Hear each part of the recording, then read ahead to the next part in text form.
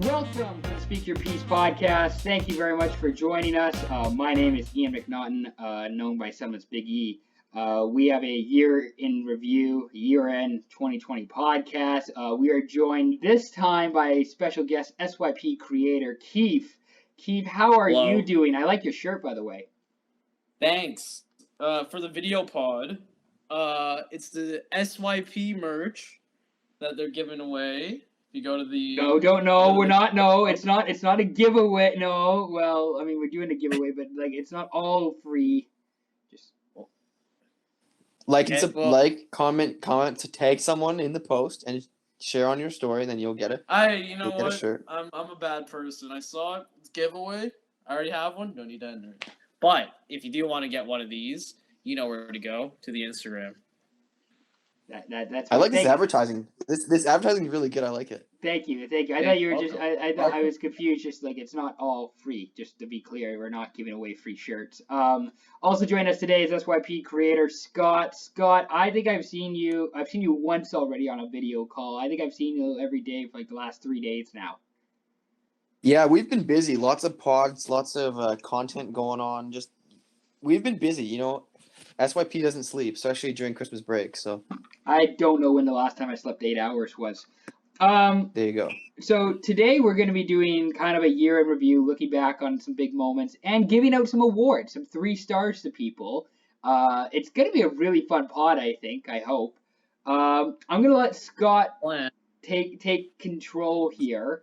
Because he made a list. This is his list that we're all following of the top 10 biggest moments, you want to say, of 2020? I would say moments and storylines as well, because it's not really a moment, but it's also just like the story of the year and how these events happened and transpired and kind of were throughout the course of 2020. So I think let's just start. We'll start right away. Start early 2020. Throw it back to almost a year ago. We've been talking about the juniors for so much recently, but I think the number 10 moment was the rise of Alexis Lafreniere and obviously the junior gold win back in Ostrava, Czech Republic. That to me, and they were just named today the Canadian Press Team of the Year, so it's fitting we start with them. They had an excellent squad. You know, I could list all the players, but I'll let you guys kind of speak on the team and what your thoughts are on their moment and their historic run after a big loss to Russia. The rise of Laugh was, I don't want to say incredible. It was pretty much predictable. It was just really nice to see, considering the year before he didn't get enough ice time and he wasn't a real prominent figure like he was like this past World Juniors. Am I bitter that he's not a Red Wing? A bit. I'll admit, I still have a bit of a grudge that Laugh is not a Red Wing, but whatever. I might also have a bit of a grudge that the Americans didn't win gold, but whatever. We're not. Who's counting? I'm not counting. Not a big deal. But that was a really fun tournament last year as well in Ostrava with their weird like penalty box music as well. Oh right, yeah, like the elevator music sort of thing. Yes.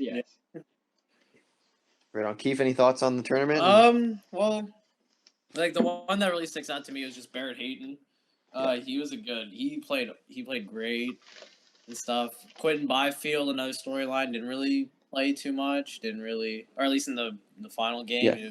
We expected more of Byfield for sure.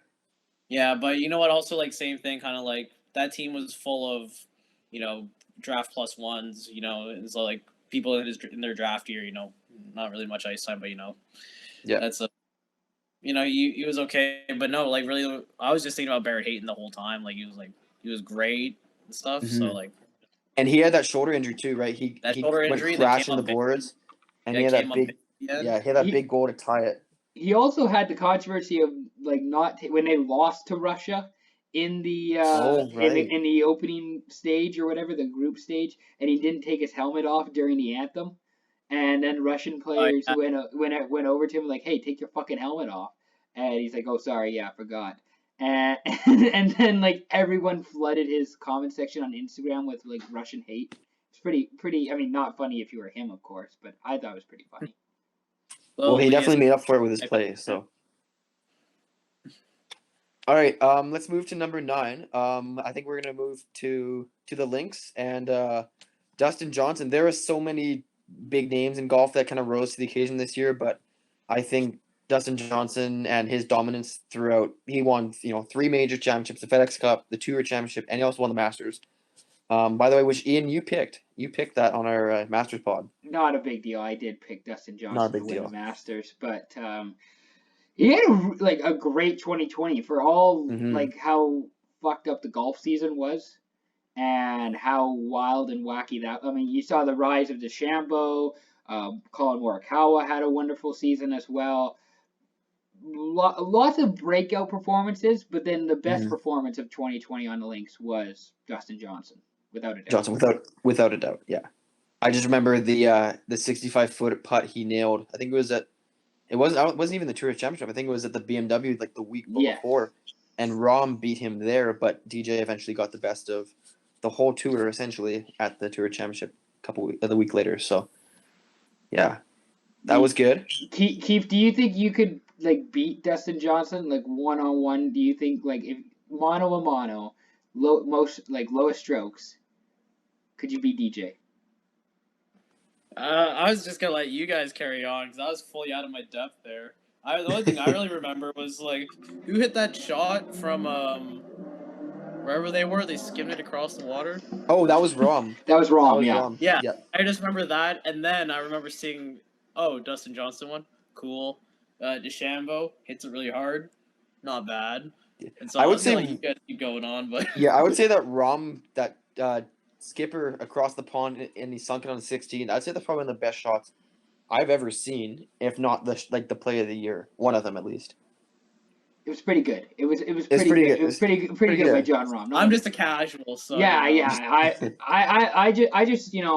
just watched the drives, so that was an okay shot. Let's move on to number 8. I think this moment, this not really moment, it's also more of a movement, but I think this moment could also be higher on this list.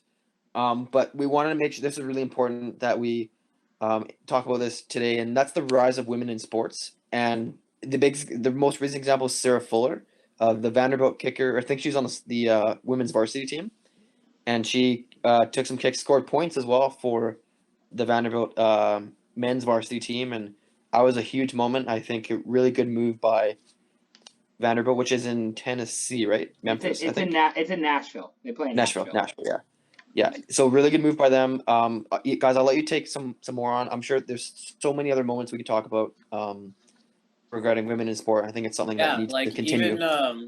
Even today, that the assistant coach for the Spurs after Popovich got ejected today, their assistant coach became the first woman to be an acting head coach in the NBA.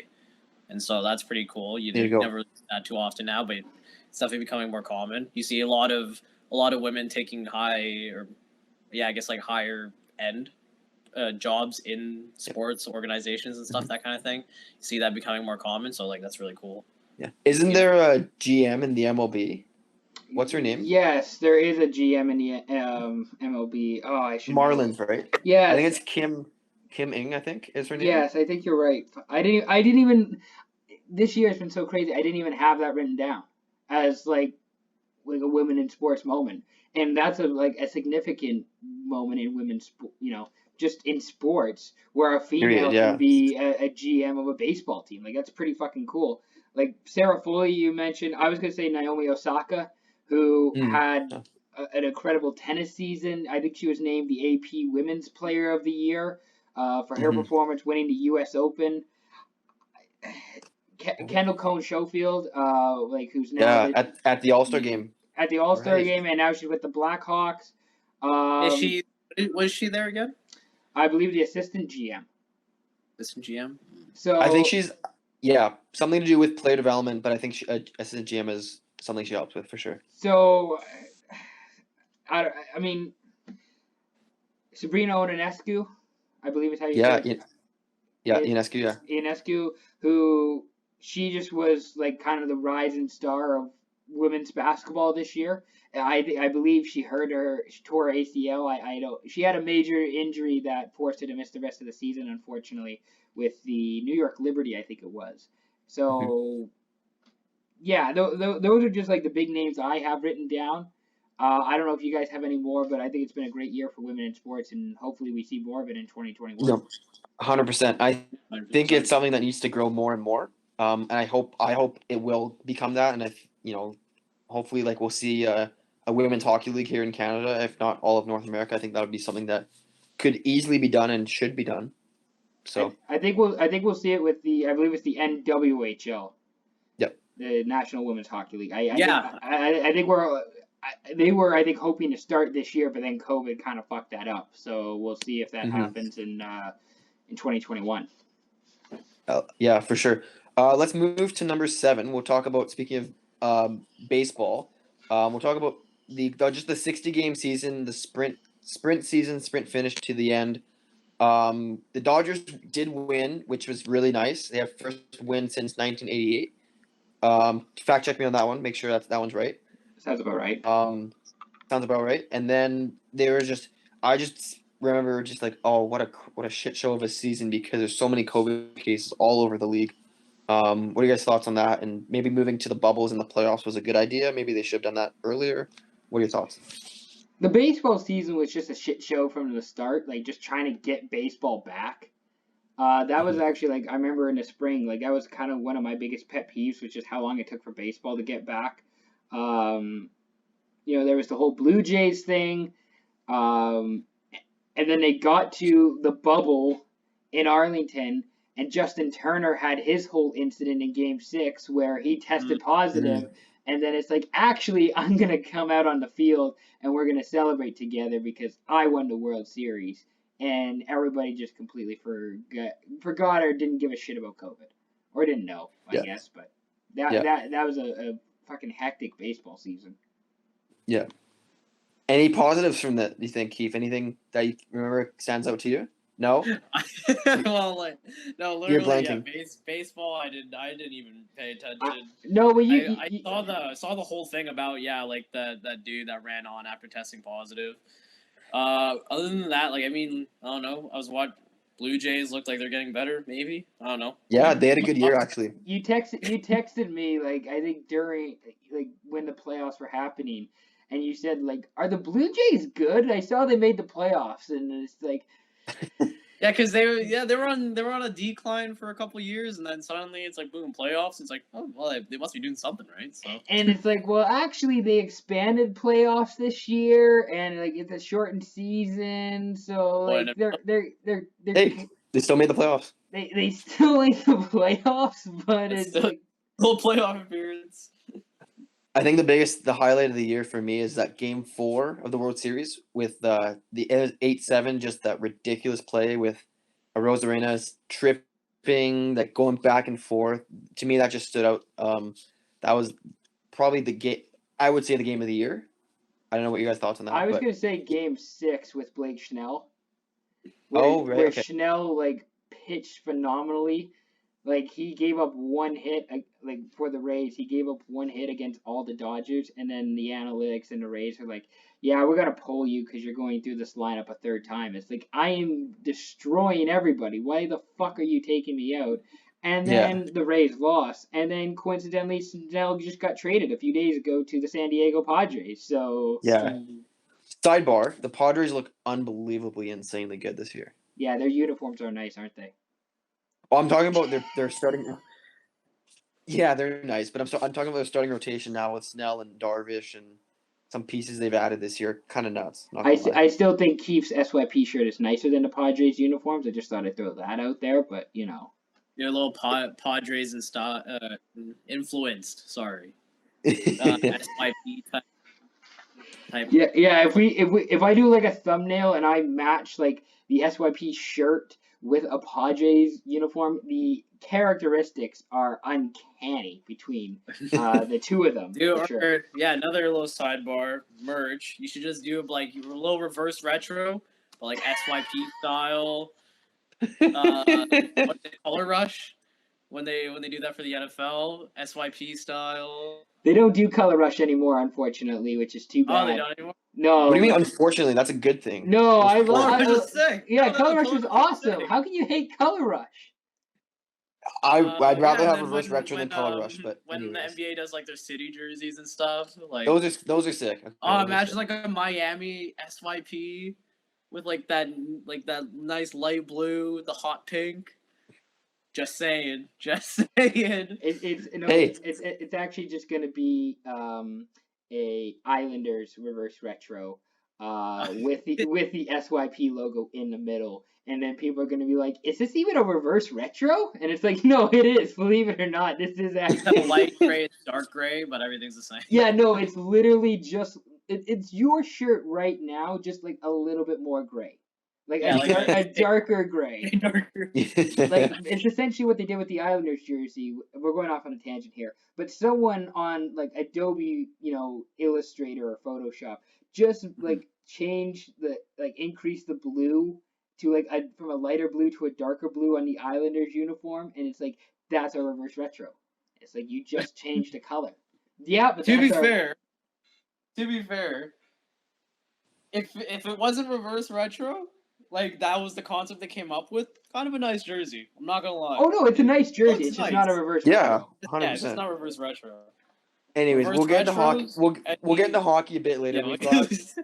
We've got lots to go through still. Let's Kief, you're gonna like this. Let's move to football. I know you like a lot of things. We'll move to football, but not the American football. The soccer football.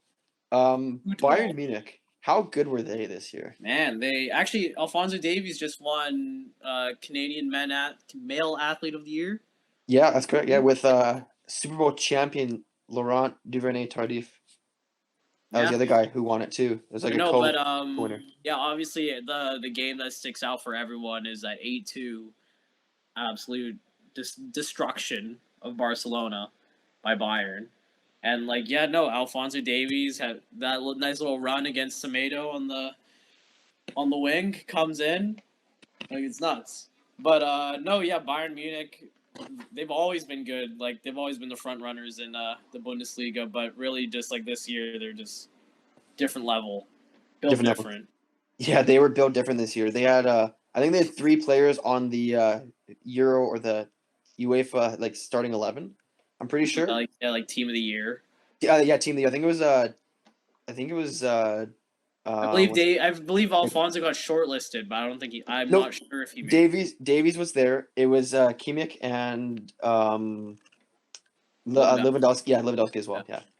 I was gonna say, but I have notes here first in Bundesliga, first in their DFB Pokal, and then first in Champions League.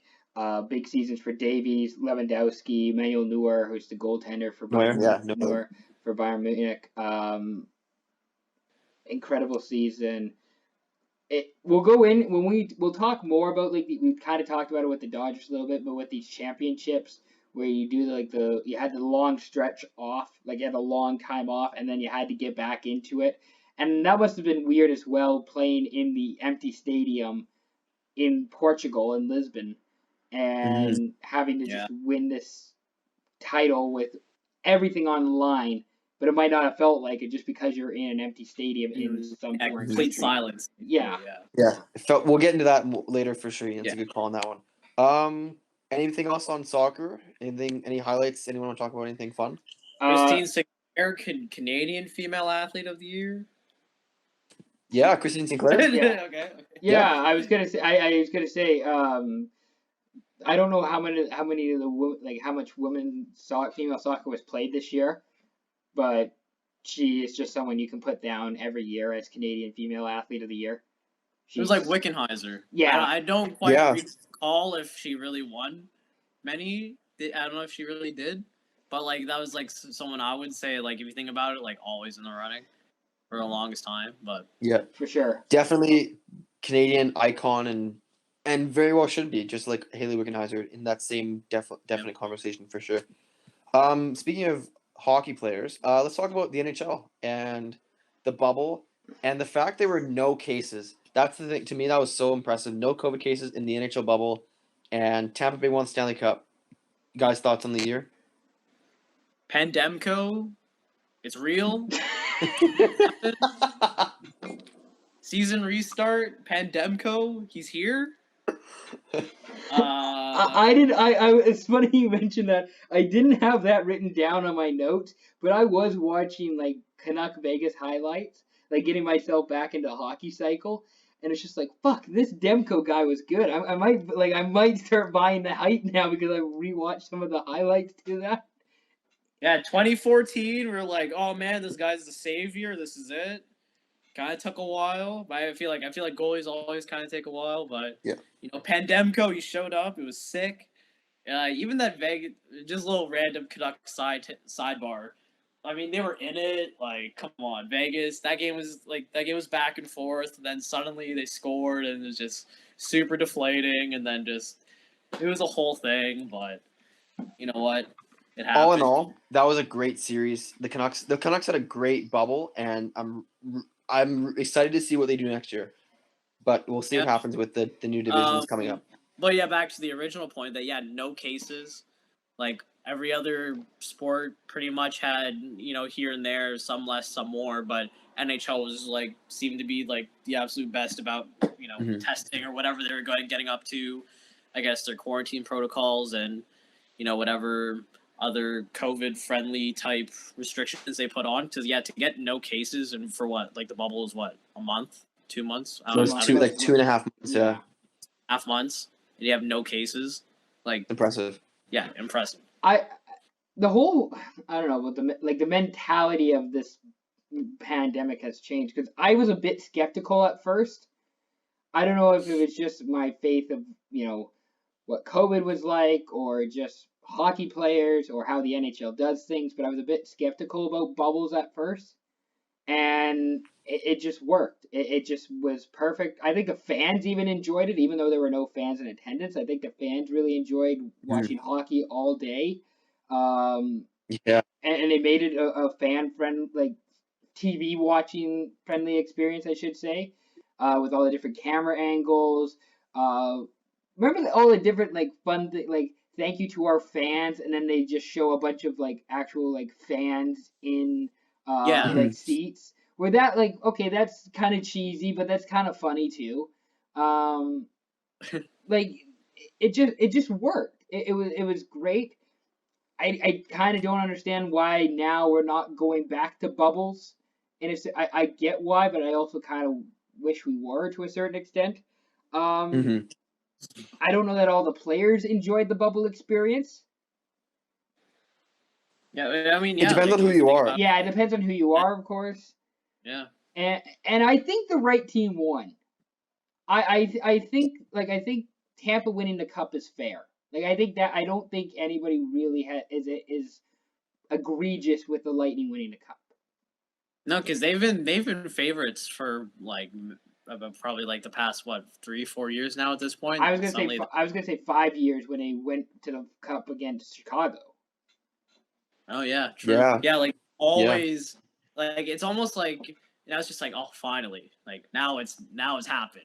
So now it's it'd be cool to see them repeat, but now it's oh, who's the next one, right? And it seems like everyone's on the Colorado trade. And fair enough. The Avalanche looked insanely good. Yeah. I don't know how the Stars beat the Avalanche, but they did, and that's how they got to the Cup final. But I think that's more what people are upset with was the fact that the Stars made the finals and not some better team like Vegas or Colorado. Yeah. But true. All in all, I think this was a successful bubble. I think this was a successful playoffs. I don't have any complaints with the NHL. Oh, it was great. Neither do I. Let's move to the NFL. And I know the NFL season is not quite wrapped up yet. Still week 17 coming up this weekend. But we can talk about this is pre-pandemic. This is January, February, March. And Ian, you were up with us in Kelowna for Super Bowl 53 and the Kansas City Chiefs. And maybe you can just speak on how dominant they've been this year and just how they've done it. It's Patrick Mahomes and Andy Reid and the offense. Tyreek Hill is probably the fastest wide receiver of anybody in the league. Just speed, takes it to another level, unlike anyone else. Andy Reid has a brilliant offense, as well as Eric Bieniemy, who's their offensive coordinator. They've only had one loss since one loss this calendar season, and I get that football games you don't have as many, but that's pretty impressive to in football. They've played 20 games maybe, and they've lost only one, 19 or 20 games, and they've lost only one. That's still mightily impressive. And incredible, yeah. And a lot of that goes to Patrick Mahomes, who is absolutely sensational, simply incredible. I can't speak enough on Mahomes and how terrific of a player he is. Speaking of Mahomes, he signed the biggest contract I think in pro sports ever. Yeah. 10 years, $500 million. Yeah. So $50 million cap hit, but fair enough. He's the likely MVP again this year. That's a conversation for later, but he has a good shot at winning it this year. He won it last year.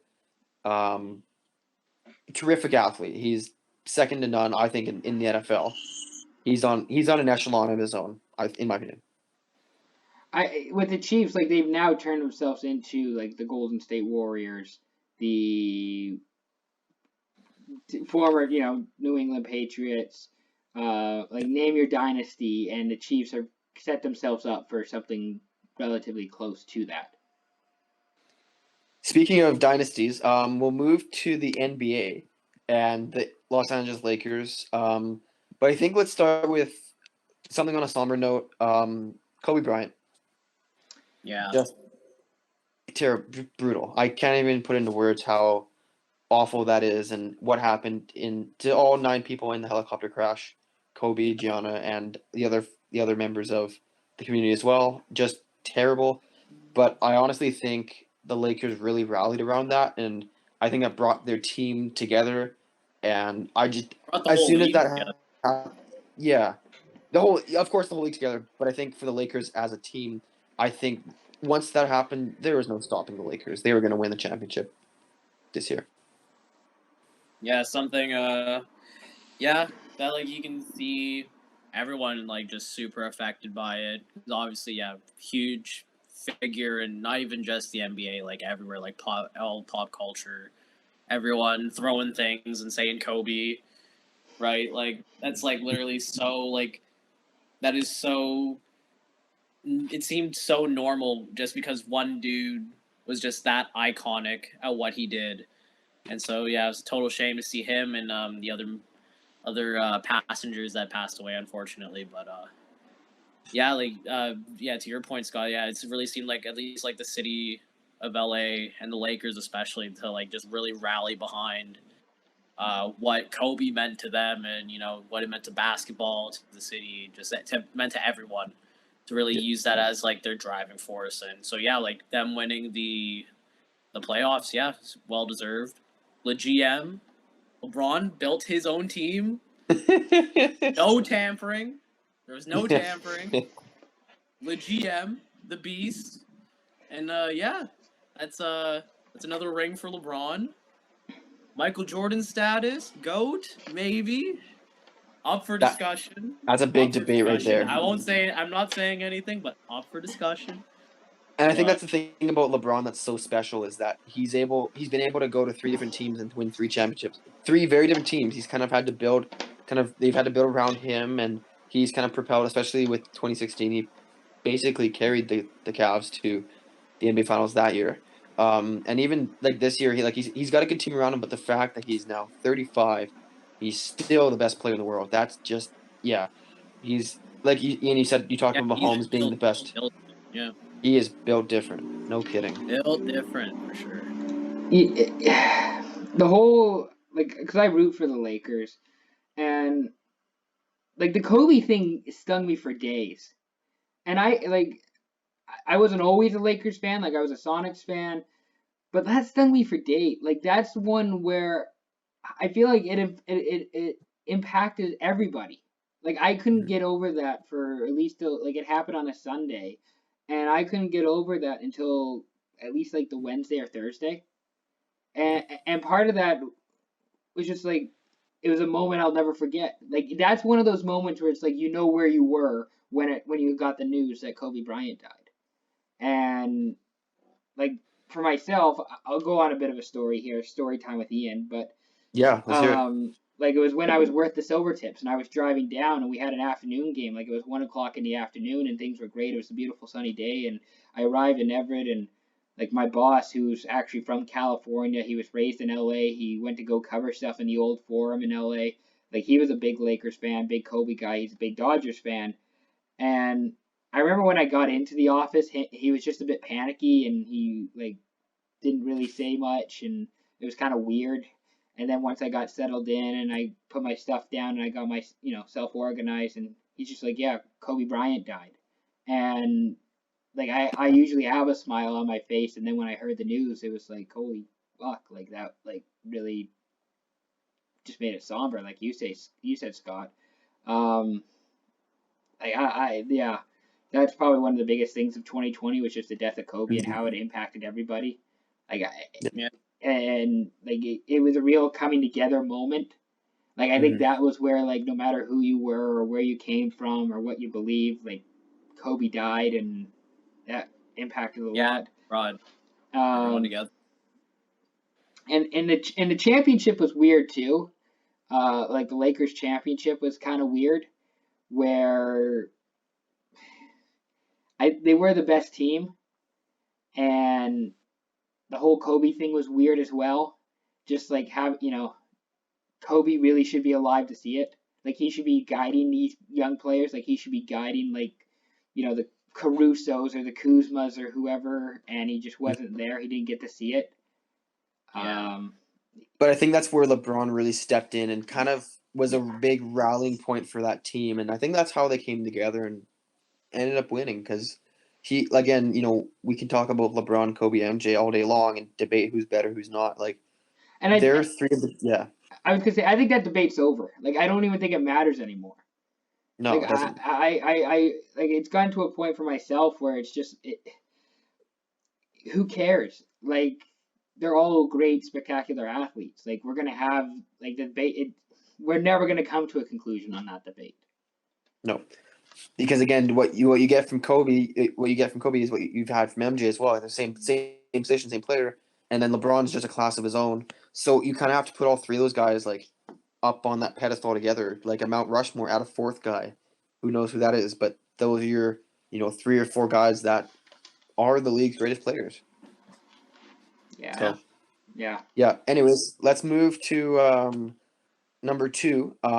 This is 2020 wasn't exactly the greatest year for everyone. And I think this particular movement and these events really made people understand why it's important to care and to really think about what things you've done. And I want to talk about the social movements and athletes using their platforms, whether that's to promote Black Lives Matter, whether that's to promote, going out and voting, as and this is obviously in the United States, but the whole social rights and equality, that should be everywhere. I think that should be just something that is just implemented. Everyone be treated equally, but unfortunately, some people aren't like that, and I just think that's a big moment of the year, and people standing up for what's right, and I really enjoyed seeing that this year. So I'll let you guys kind of carry on and hear your thoughts for sure. Yeah, no, I mean, yeah, you said it right. Like, it was great to see athletes really just use their influence to really promote all these positive social movements and causes. With the bubble NBA, like players allowed to put what they want on their backs and stuff, and just most of them really using it to fight for equality, and for like reform and everything. And so it's just really cool to see that and stuff. And like Colin Kaepernick, like classic example of someone really using their platform for social reform and change and stuff. So yeah, it was really this year, like I felt like I've definitely seen the most kind of like real pushing by pretty much everyone in sports for really, just trying to really get a positive change out of everyone, to really change their mindsets. Like, guys, like we need to change. Like, we can't be doing the same thing again. We can't just be living the same way with this injustice I guess, injustice. Yep. In our society right now, so it's just super cool to see, like, not just it's, I guess, to kind of drive that further home, that like it's not that like these guys are like also like politicians, like they're just people that play their sport, like that they're just a dude essentially. That's just like, but they're like, hey, you know what? I have a certain following that I can use in a positive way, and so I'm going to use it that way. And yeah, so this year we really saw a lot of people take advantage of that to really put out there, like, guys, like, we need to change, we need to do this, we need to do that. So it's super cool to see that. 100. Yeah, couldn't have said it better. Yeah, and you said it really well, Kief. And this was the first time, at least that I can remember, where there was like at least an opportunity, like, or felt like we could create change. Like there was actually the belief that we can do that. And we always kind of say that we have, we can always make change, or we can always do something, or your voice matters, and sometimes it does and sometimes it doesn't. And I think this year was a year where it showed that your voice really does matter, no matter who you are, whatever you say. If you have something you really believe in, and you fight for it, and you fight for it until the day you die, essentially. And that's what we're trying to see here. Like, we're trying to make life better for those who don't have it good, who should have it better but don't. And in a place like the United States, which is still quite a racist country, which is still, horrible in most parts of it, it was really positive, and it was really positive, and you're glad to see, and you hope that it continues, and that it builds, and that this is just a start of something, and that there's still room to grow. And even in Canada too. I shouldn't just single out the U.S. because there is racism in Canada, but hopefully this is a stepping stone to becoming more, and hopefully something greater further on in our lifetimes. Yeah, 100%. And I like that. And it's, of course, not just, you can't even just single out North America, but everyone in the world has, everyone can be better, and that's the thing in life. Everyone can be better. You can always improve. No one's perfect, and I think that's just a fact. And this year you kind of looked in the mirror, like, think about, okay, how can I be better? And I think this is one of the ways that athletes really did use their, like you guys both said, use their voice and use their platform for the right reasons. And I think it's really cool that it did happen this year, and I hope to see more of the same in 2021. Yeah, absolutely. Let's get to the biggest moment of the year, and then we'll get into some 3 stars. Kief, I hope you've been thinking about your picks, and we're excited to hear them. But we'll talk. This might be a long point. This is without a doubt the story of the year. I'm sure all of you can guess it, and we've touched on it in probably every story this year. And that's the impact of COVID-19. And obviously in March that brought down a brick wall, and everything was stopped, sports included in that. And I just want to hear your guys' thoughts on maybe some negative things about it, but also maybe something positive, something that came out of it that we're like, hey, this is a good thing, we can really run with it. Yeah. I mean, the first thing that I thought of was people are more clean now. People really wash their hands now. Like, I mean, yeah, I'd like to think we all wash our hands and try to stay clean, but like, I don't know. I just felt like now everyone's kind of like, oh yeah, we should start washing our hands. Like, yeah. How old are you? Yeah, and you still don't wash your hands? Anyway. No. I can back you up. Like, the amount of dudes when we went to high school, the amount of dudes I would see who would use the washroom, who would enter and leave without washing their hands, was quite disgusting.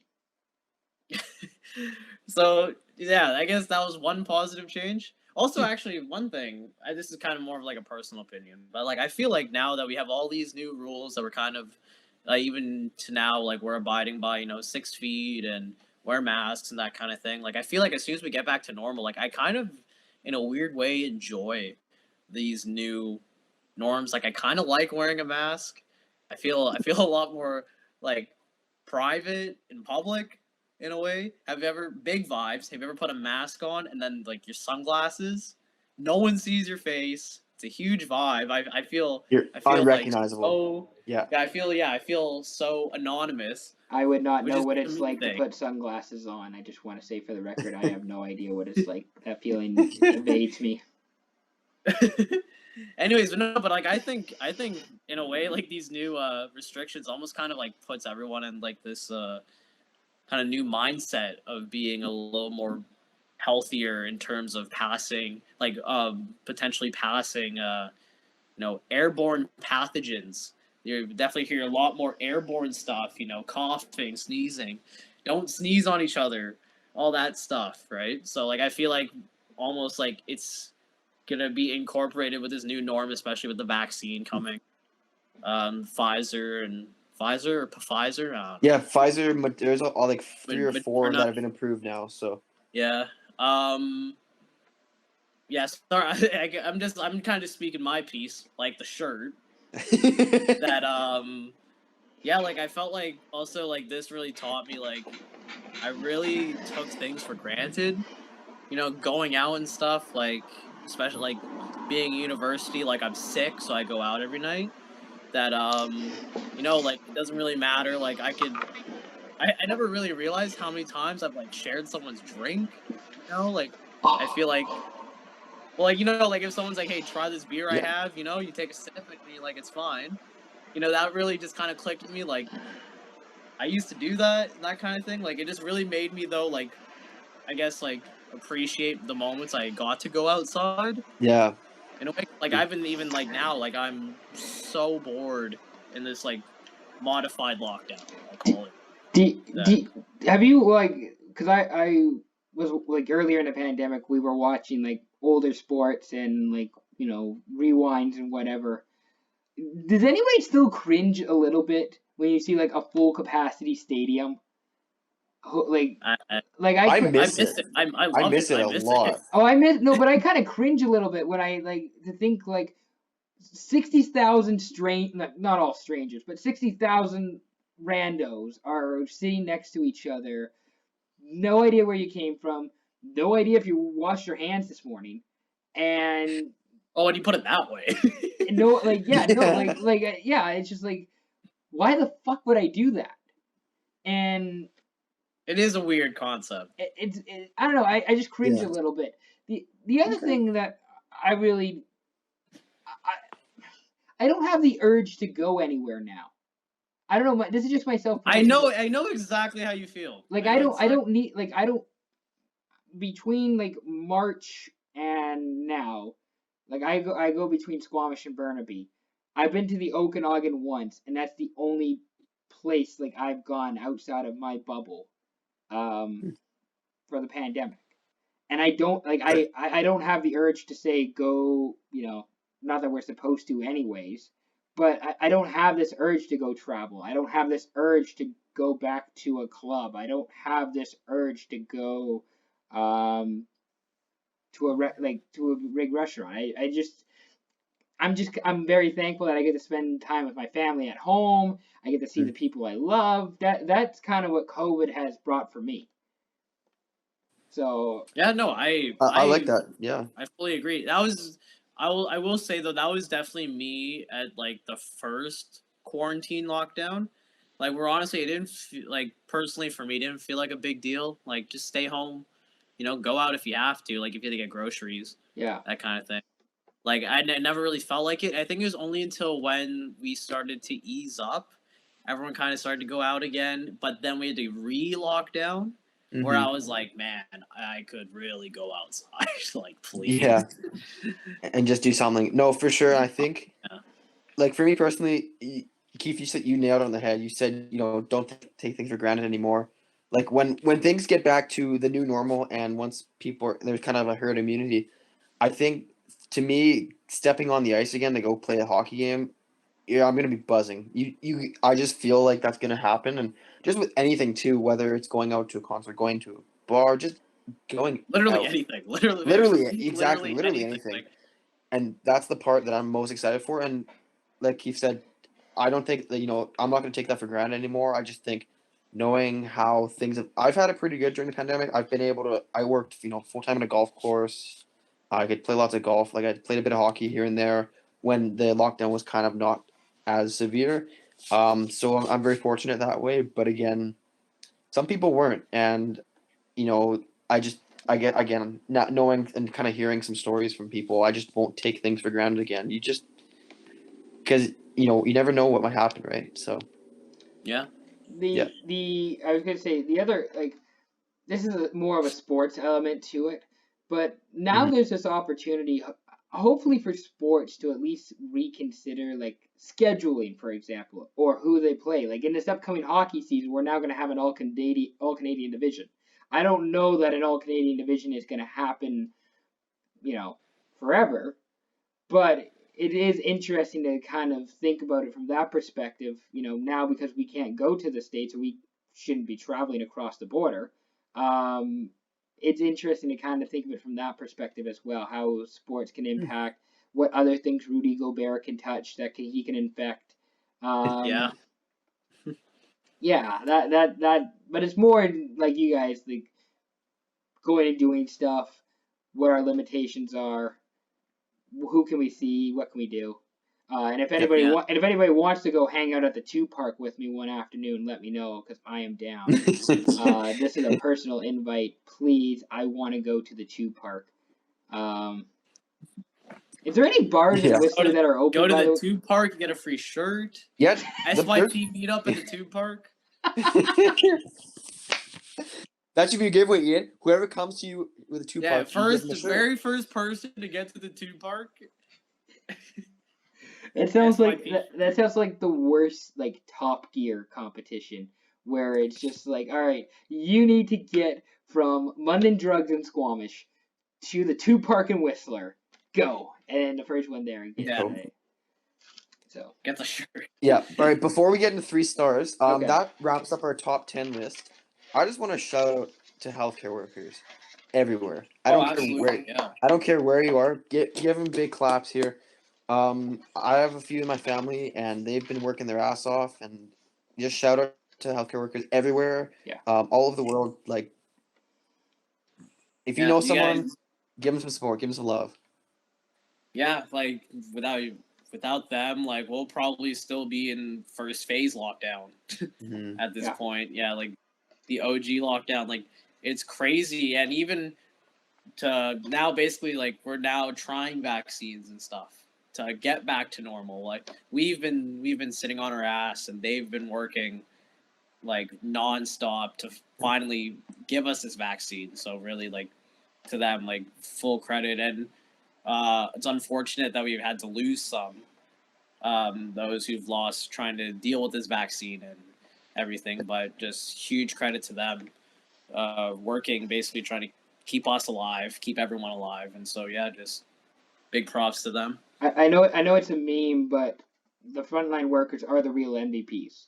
The frontline workers have been the biggest asset we've had through this entire pandemic. 100%. I don't know where we'd be without them. I can't really put into words how much the frontline workers mean to all of us, and the work that they've done to keep us safe. So shout out frontline workers. Good on you, Scott. That was a good call. Yeah. And also, just how I feel how underappreciated these guys are is I long time ago, this stuck with me, but a long time ago I saw this one kind of meme almost, basically. It wasn't quite a meme, but it was meme-ish. Was it on Facebook? Not quite. It was on Instagram, so it's a little more credible than Facebook. By the way, that little sidebar, that's definitely the hierarchy. If it's a Facebook meme, don't even. Oh, it's definitely Instagram, Reddit, Twitter. Anything else, internet, and then Facebook. Yeah. If it's coming up, if it's a Facebook meme, and you're like, "Oh my gosh, this happened! I saw it on Facebook." It's oh, okay. No. It ain't real. LinkedIn is ahead of Facebook. If I see a meme on LinkedIn, and then if you are just talking about memes on Facebook, I am definitely cutting off our relationship. Whatever. Yeah. It's done. It's done. It's over. Done. Anyways, yeah, no, I saw this one thing, and it was long before the pandemic. It was there's someone was saying to a doctor, it's like, why does it take so long, to find vaccines, to find cures about something. I don't quite remember, about something, and it's like, well, I get paid X amount, less of whoever, but you're paying players like Cristiano Ronaldo like millions of money. So like, why don't you ask them to find the vaccine with their resources? While you're asking on me to really use my limited resources and that kind of thing. So like, that just really stuck with me, like how really we undervalue and underappreciate healthcare workers, that kind of thing. So Scott, it was a great thing to bring up. Like, yeah, big up. Yeah, and that's why I admire a guy like Laurent Duvernay-Tardif, the defensive guard for the Kansas City Chiefs. We talked about him a little bit earlier, but he's a guy that gave up his NFL salary to go work on the front line, and that's the kind of guy we need more of in this world. And he's so deserving of the Canadian Press Male Athlete of the Year. No doubt about it in my mind. Him and Davies equally were incredible, and I think Duvernay-Tardif was something else. Speaking of star people, I think we should move to 3 stars. What are you guys' thoughts on that, Kief? I think you're right. Kief's still thinking. So I'll go last. All right. Last. So basically, our 3-star. Do you want me to say or do you want to say? Ian, you run it. Okay, you go first. So 3 stars of the year. So we came up with this concept about a month ago. Yep, a month ago. So about a month ago for this year-end pod, we wanted to shout out 3 stars. And those 3 stars had to be a creator, an SYP creator, an athlete, and an entertainer. I have my 3. Scott has his 3. Kief has his 3. We have not talked. We don't know each other's 3 stars. Kief literally does not know who our 3 stars are whatsoever. I didn't even know this was a thing. Until the start of the pod. Yeah, we told him. So that being said, do you want to go like person by person, or do you want to go like creator, athlete, entertainer? I kind of want to do the latter. Let's go person by person, because that way we can take clips of it and like post it if we want. Sure. So, all right. Ian, you go first. All right, I'll go first. So my SYP creator of the year is Ravishar Dhaliwal.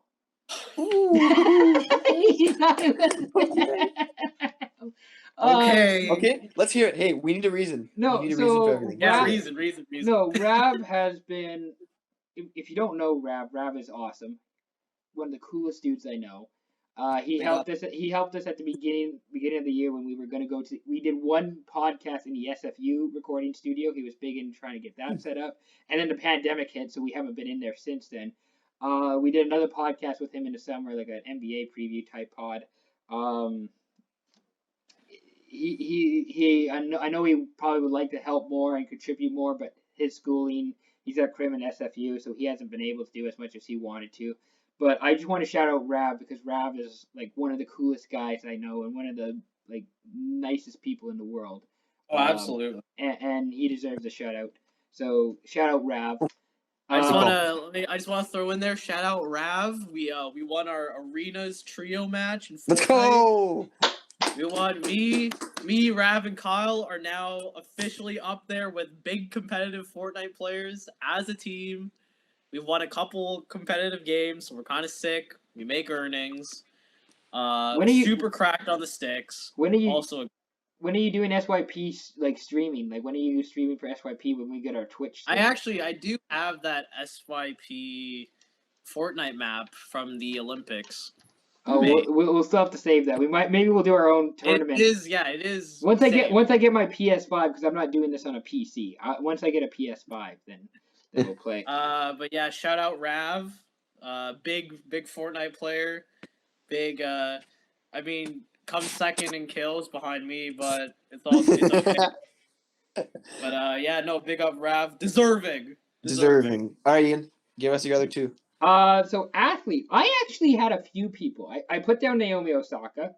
I put down LeBron James. I put down Mookie Betts even. But the athlete of the year I'm going with, who gets my nomination, is Lewis Hamilton. Now I know you guys. I know you guys are gonna. Yeah. You're an F1 guy. Okay, F1. go on. I know. I know you guys are gonna say, "Oh, F1, it doesn't count." Those guys are real fucking athletes. Like what they go through in a race, like Lewis Hamilton, like you see how many G's they're pulling on turns, how much weight they're losing per race.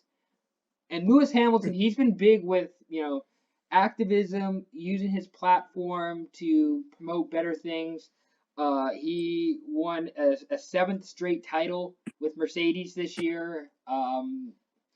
He's not signed next year with Mercedes yet, but Lewis Hamilton, another killer season with Mercedes.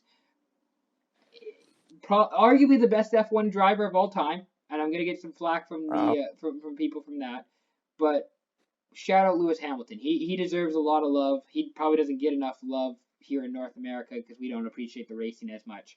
But shout out Lewis Hamilton. He's my SYP athlete of the year. And then my entertainer.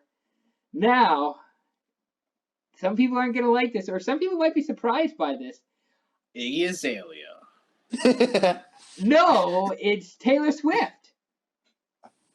I'm giving Taylor Swift the SYP Entertainer of the Year award. Over your girl Katy Perry. Over my girl Katy Perry. She had 2 albums. Was Evermore and Folklore. And the amount of people who said that Taylor Swift saved 2020, I have to respect that. I can't, I can't deny what the I can't deny what the people are saying. Taylor Swift is my SYP Entertainer of the Year. I like it. Fair enough. I never thought I'd hear you say those words, but I respect that. Scott, you go ahead then and see if you have any stunning award winners. So I made these picks a month ago. We came up with this idea. I made these picks like 2 days after we thought about this. I knew right away, and I love my picks, and I'm so happy, Ian, you picked none of them. Yeah, so I was really worried that Lewis Hamilton was going to be taken. Taylor Swift. And Taylor Swift. Yeah, I was really worried that you would be taken. Really worried. All right, let me start with we'll start creator. I have 2 creators of the year. I'd like to shout out Maddie, Caitlin, Hannah, and Katie for coming on our Bachelorette pods. They were all awesome, but I think the fact is that Maddie Walter is one of my creators of the year because her knowledge of the show and just the research behind it was unbelievable.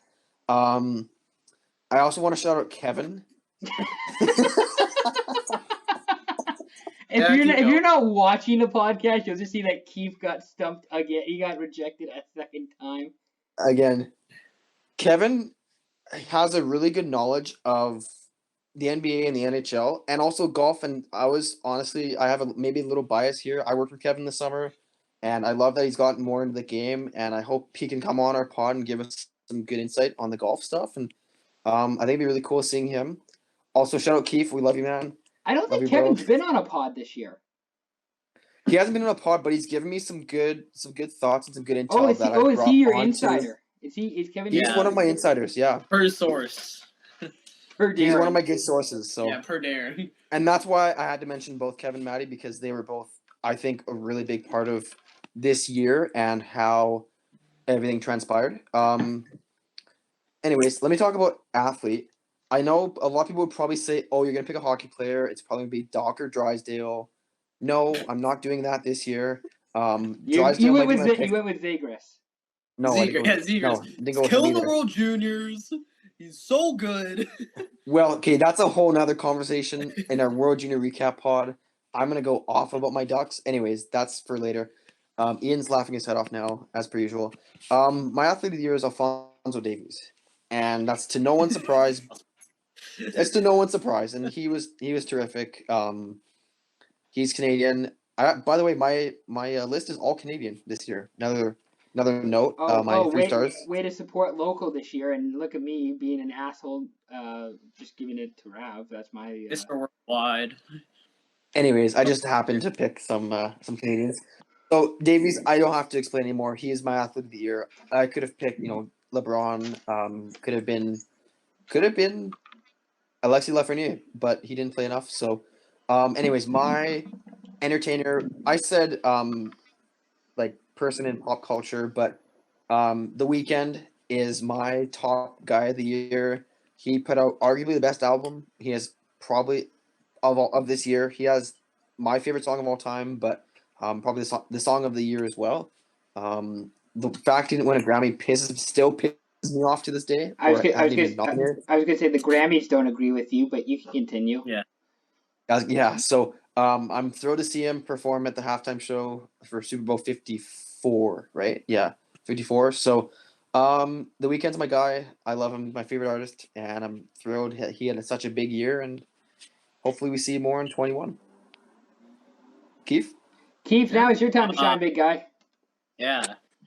So, I mean, I would pick myself as creator of the year, but, you know, I did write a couple blog posts, you know, just saying, but, unfortunately, because I can't vote for myself, I'm going to give it to Ian. Let's go! You know? Yes. Ian, you know I mess with you behind the scenes. I love to mess with you. But I know, man, you've been hustling, you know. What's your favorite behind the scenes? Like, because I love going through, like we talk a lot through Snap, right? I love just pulling up our Snap conversations and seeing all the stuff that we have saved in here. I think there was like a week stretch. I think this is the one that really sticks out to me. A week stretch where I tried to buy SYP off of you.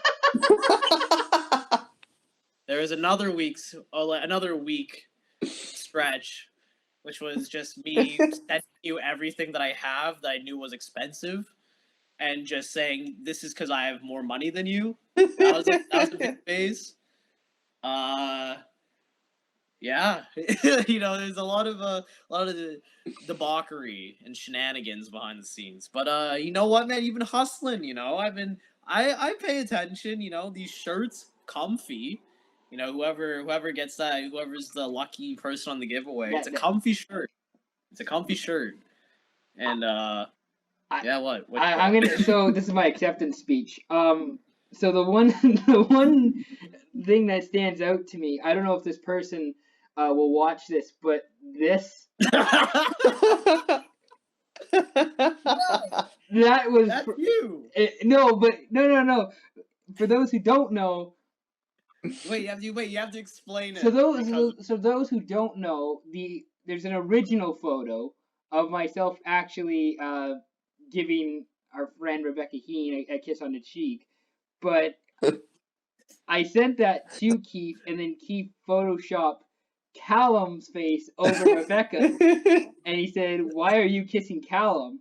Like, why would you? How did this happen?" And I'm like, I'm not kissing Callum, but it's like, you are kissing Callum. There's a photo right here of you kissing Callum. That was a long stretch. And it's like, no, but I'm actually not. You photoshopped that, but no, there's a real photo right here.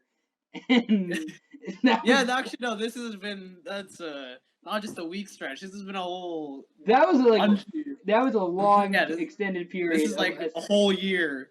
The whole year has been about taking pictures Ian has sent me and then putting different stuff on it. I want to see you guys keep talking. You keep talking. I'll see if I can find anything else that. Athlete of the year. I mean, the first one that came to mind was Pandemco, but I feel like that's only. To be honest, without doing any preparation, that was the first thing I thought of. I'm gonna give it to. I don't know. I'm just gonna give it to the bubbles. All the playoffs that happen, you know, fair play. You continued your sport, super cool. You know, everyone was basically bored, right? So I'm gonna bit of a cop out. I'm gonna give athlete of the year to every sports organization that continued their playoffs. Honestly, I respect that, and I think that's a good call. You know, for a long time we had nothing. Golf and soccer. UFC. And the UFC, that was it. Actually, no, you know what? I'm gonna give it to I'm gonna give it to Tony Ferguson.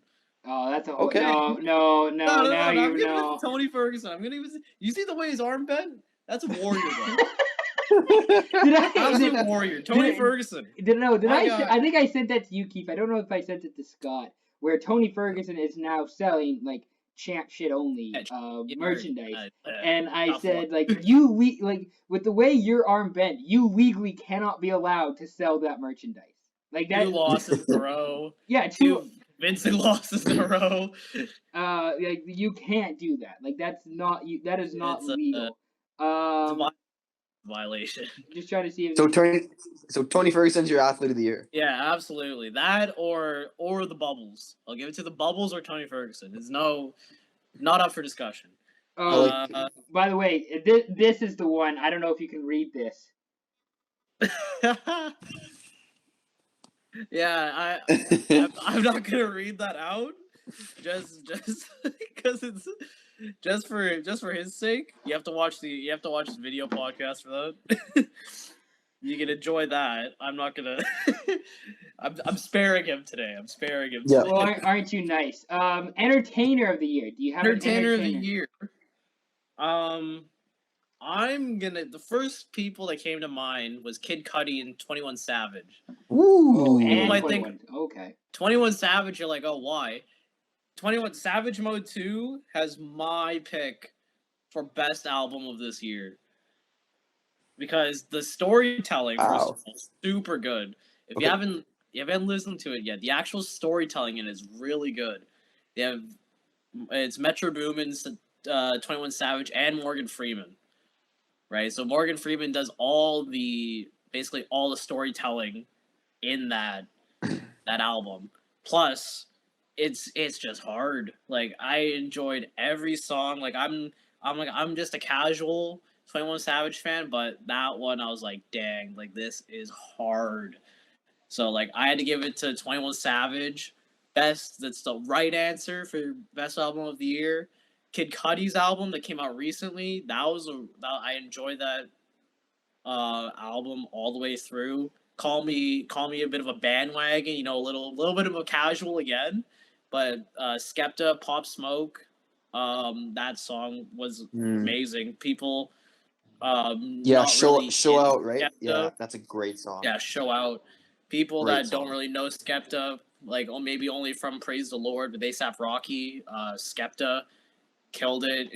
The UK grime scene and drill scene really has some good stuff behind it, so it was really nice to see Skepta in the album. But Kid Cudi, 21 Savage had a good one. Jack Harlow, I think, did decent this year. Personally, the album was okay, but I really enjoyed the singles that he released. Obviously, like What's Poppin', everyone loved What's Poppin'. Tyler Hero, everyone loved it. The only ones that come out to me are just the albums I listened to this year. So I'll give it to 21 Savage. 21 Savage, entertainer of the year. Pleasantly surprised. I was also going to throw in Big Sean. I thought his album was really good. I'm a Big Sean fan, so that's why I like it. Big Sean, I thought, had a really good year. But yeah, Jack Harlow was actually a nice. Jack Harlow had a good year. If one of you yeah, so sorry, I was going to say, if one of you picked The Weeknd, I was going to go with Pop Smoke. Pop Smoke? Yeah, Pop Smoke's album was amazing. Unreal. Unfortunately, passed away. Yeah. But, Pop Smoke. It had also, super unfortunately, super young, like only really 1 year old. For my brother, he's only like a couple months older than Kevin. Yeah. So, like, he's literally that young. So it's so unfortunate to see him go. Brutal. I'm trying to look through. Juice WRLD was also this year. Yeah. He passed away. Those are like pretty close together, if I'm not mistaken. Like they were relatively close. I believe it was Juice WRLD first. I want to say. I think no. Right. Pop was first. Pop was first, then Juice was after. Okay. Lil Uzi dropping Eternal to Take. Decent album. Oh yeah. I mean, there's a lot of good albums this year. I know obviously Entertainers isn't just music. It's just the first one I came up with, but I just felt like 21 Savage is the entertainer of the year. Pleasantly surprised. All right, that's good choice. Good choice. So, I respect that. Fact check: Juice WRLD actually died in 2019. But he released an album in 2020. But yeah, well, I was gonna say, wasn't like album when did it like Juice WRLD? Wasn't he like December? Like it felt It relative. was late. It was very late 2019, and then Pop Smoke was early 2020. Yeah, like I want to say it was like 6 weeks or something. Like really. Not far apart. Yeah, I could be wrong, but was Pop Smoke's close to Kobe's?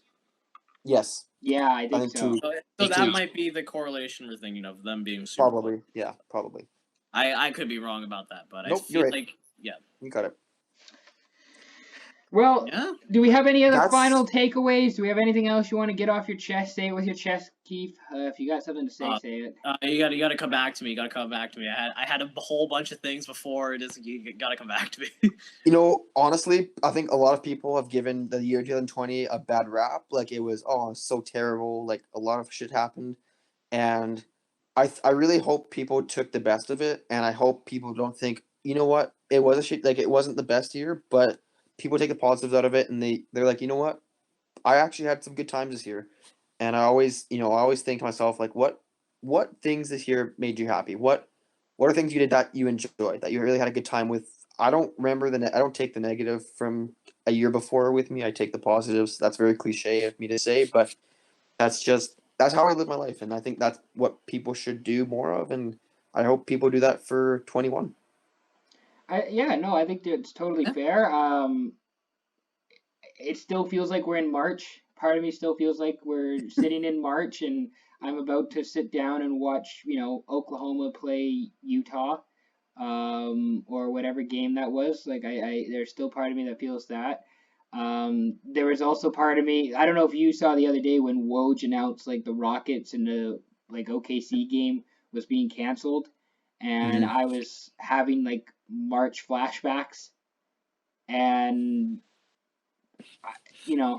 I'm thankful for what I have, and all the time that we got to spend together, whether it's in person or on video call, and at least from the brand's perspective, from Speak Your Pieces perspective, I feel confident with what we're doing, and hopefully we as a brand, us as a unit, can grow and become even more in this upcoming year.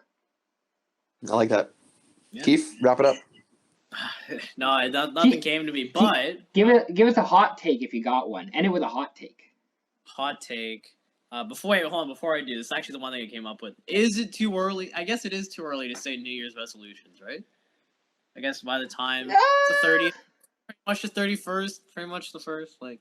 If you have one. Yeah, if you got No, I mean like that was just something I was just to throw out there, and then you guys. If you happen to have already things that you want to already take into 2021, up to you guys. I gotta lose a lot of weight. Like I gotta quit, going, Daniel Cormier like normally, and maybe I should be, working out more, eating healthier. Fitbit Flex. More money than you. Okay, you're in a higher tax bracket. Cool. I didn't ask. But no, you shouldn't need. Obviously, you shouldn't need like New Year's to make a resolution or to make a positive change in your life. It's just convenient and it sounds cooler. Yeah, no, that's it. I don't think it's too soon to like do resolutions. Not at all. And yes, Scott, you have anything on your mind that you're kind of looking towards for this year? I don't know. I think one thing I haven't done since 2018 was ski, so I'm gonna tick that off the list quickly here. Jan 6th, I'm going up the hills, so yeah, that'll be good. I'd say it's not really a resolution, but it's just something I wanted to do for a long time. I just think just improving myself in every way I can, and what that looks like, I don't exactly know right now, but I'll come up with it and get back to you. How about that? Yeah, sure. Scott, you're pretty much close to perfection. I don't think you really need to create many changes in your life. You don't have the one thing probably, Kief, I don't know how you feel about this. Now we're turning into criticisms. Probably like the one character flaw that Scott has, that he drives a Jeep and he's now a Jeep guy. Outside of that, I think like you're doing pretty good, Scott. Like you are close to perfection. So I drive a Jeep and that's a flaw. Yeah, I'd say so. No, the problem is he doesn't take the doors off. True. He's a huge Jeep guy. He's like, oh, look at me, big Jeep guy. I'm so sick. I'm going to keep all the attachments on. I'm a regular Jeep guy. And I'm like, okay, cool, Mr. Jeep guy. You say you drive this thing because you're sick. Doesn't make it not safe. Keeps it all nice and packed together. Doesn't take the doors off. Doesn't take the roof off. You just wait for the summer. You just wait. That you now have to, like, you've now, like, kind of been called out. Like, you have to make it like a beach buggy almost. Hey, it's not hard to take the doors and the roof off. All I need is. So then why don't you do it? Yeah, pussy. Not when it's -10 and snowing. Nice try, Kief. When it's 30 degrees and sunny, fuck, I'll take the roof off, no problem. Only criticism for this. You're just jealous you can't drive it. That's probably that's probably what it is. Oh man, if I could take the doors off my Civic, dude, it'd be a game changer. Well, we know someone can open your window for you, so. Yeah, so there's a lot of people that potentially could. That's true. So. Ian, you got anything kind of off the top of your head? Any final thoughts? Thank you guys for coming on the pod. This has been great. Again, I'm gonna try and maybe lose some weight. Maybe not wear so many baggy hoodies to compensate for my body fat. Thank you very much for listening. Please like this podcast. We're on Spotify. We're on Apple Podcasts. Be sure to take part in the shirt giveaway. The post is in. I don't know if the post is in our Instagram story now, but I'll put that in the Instagram story right now. Like the post, follow SYP, tag a friend. You know the drill. Do that. You get a nice shirt. Kief, out of 5 stars, how would you rate that shirt?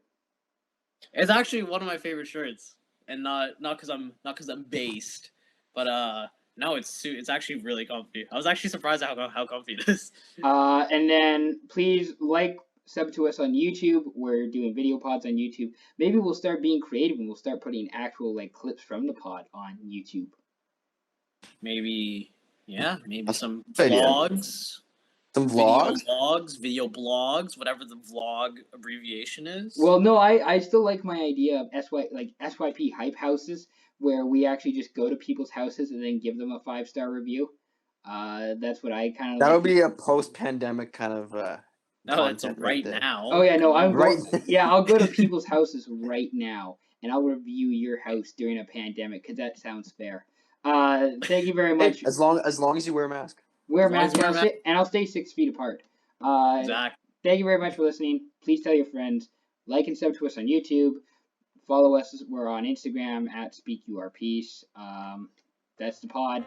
I'll talk to you again soon. Peace out.